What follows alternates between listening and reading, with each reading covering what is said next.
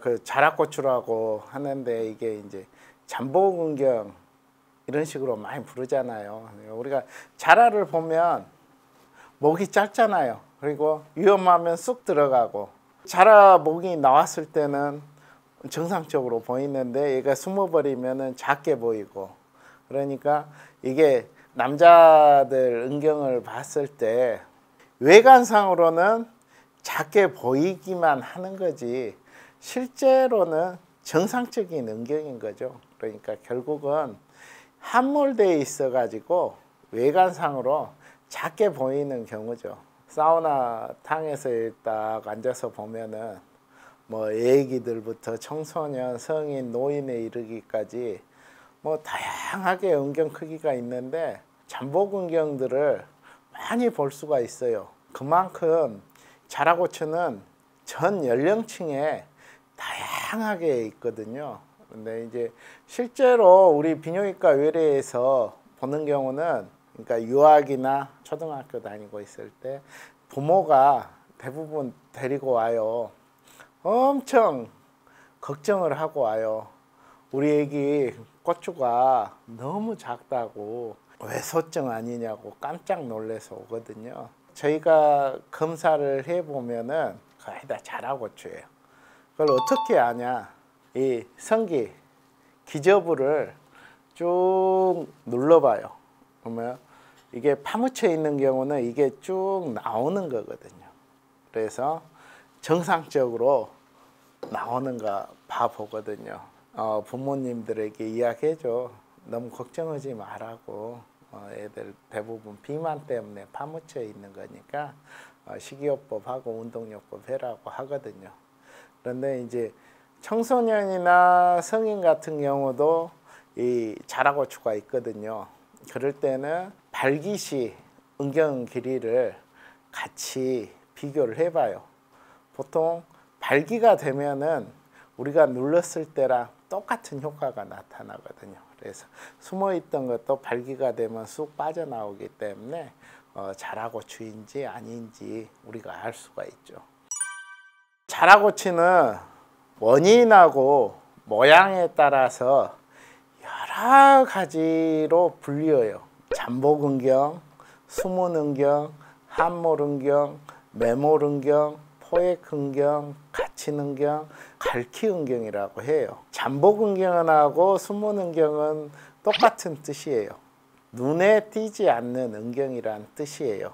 이런 경우는 복부 지방 그리고 하복부의 주름으로 인해서 은경이 숨어 있는 경우를 말해요.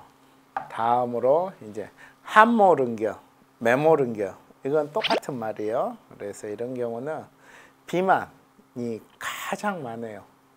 그리고 또 하나 이유가 있는데, 잘못된 은경 수술, 포경 수술이라든지 뭐 다른 수술을 해가지고 은경 피부를 많이 잘라내 버리는 경우가 있어요.